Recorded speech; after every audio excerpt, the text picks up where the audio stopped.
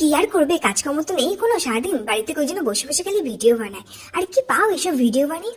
আচ্ছা, প্রথমে বলি, তোমরা যে সমস্ত কাজকর্ম করো বাড়িতে, সেই সব কাজকর্মই আমরা করি।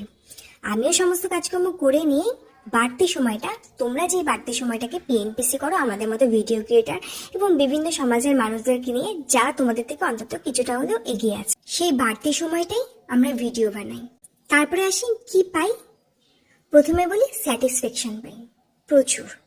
জানি তোমরাও বলবে পিএনপিসি করে তো আমরা ভীষণ স্যাটিসফ্যাকশন পাই, ওই জন্যই তো করি। হ্যাঁ, বুঝেছি সেটা।